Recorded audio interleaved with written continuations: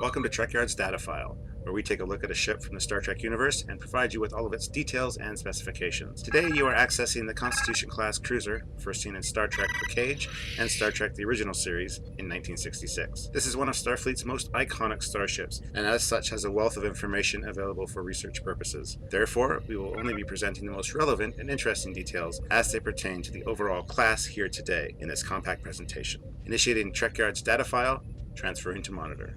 Accessing file. The need for a new all-purpose explorer vessel that could fill a variety of roles was required for Starfleet's new campaign of exploration, expansion, and border tensions with various political factions. So, development of the Constitution class of ship began in the late 2230s.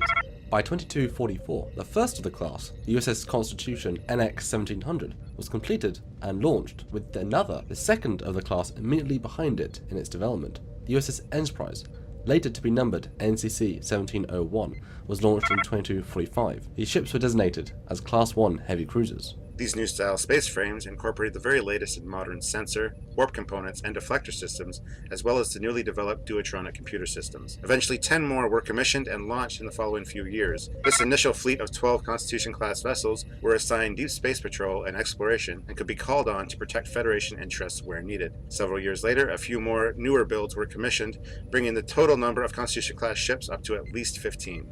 Each ship of the class was issued with its own insignia, identification, and logo. However, over the course of the next decade or more, new captains and ship-wide upgrades were issued as ships returned and were sent out on new missions of exploration, consisting of 5-year-long patrols. Several were in fact destroyed during many of these missions, leaving only one of the original 12 to return for its final 5-year mission of exploration with distinction, that being the aforementioned USS Enterprise under the command of Captain James T. Kirk. A few other Constitution-class vessels built after the initial fleet launch did survive, but these had less impressive service records and were usually stationed closer to internal Federation assets. As a reward to the gallant captain and crew of the Enterprise, and as a mark of pride, Starfleet soon adopted the Enterprise's own insignia as the fleet standard and Starfleet emblem. Also, because of the Enterprise's exceptional service history, it was designated as the flagship of the Federation fleet and was granted an overall systems and structural upgrade and refit in the year 2269 that took 18 months to complete. This refit process was to test new technologies and systems that would soon be integrated into the next generation of Starfleet ship design and advancement. But we will discuss that more in greater detail in a future data file on the Constitution refit or Constitution II class of ships. The original Constitution class, as pictured here, however, has a total overall length of 288.8 meters, a width of 127.1 meters, and a height of 72.6 meters. The vessel had a total of 21 to 23 decks, depending on which refit or modifications have been installed on any particular model,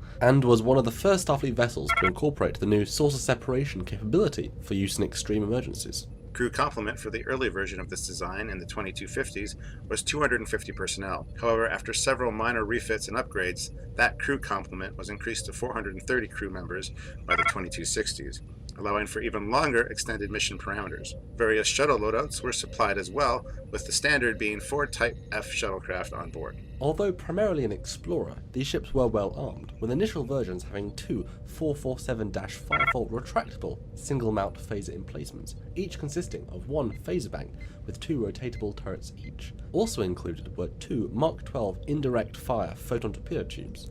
Later models and refits included up to 7 dual-emitter phaser banks, which included aft firing arcs and even the addition of a rear-mounted photon torpedo tube in the last few newer builds. Impulse engines consisted of 4 SBE subatomic unified energy impulse units, but these were later replaced during a systems-wide upgrade to 2 more powerful impulse drive elements sometime between 2254 and 2265. The warp core also received major upgrades and replacements during the run of these vessels, but generally warp power was supplied by 2 PB-32 Mod 3 circumventual warp drive units, which were capable of propelling the ship to a standard cruising speed of warp 5, old warp scale of course. Warp 6 was considered maximum safe speed, but the ship could be pushed to its maximum of warp 8 in case of emergency. Warp 9 was attainable at extreme risk, but not recommended as the structural integrity of the ship and engines could not handle much stresses for very long.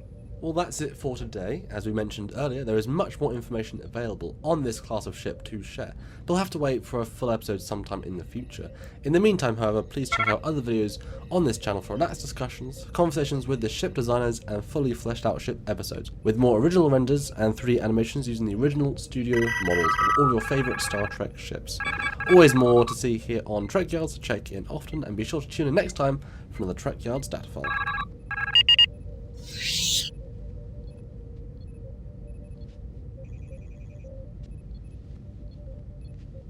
Yeah.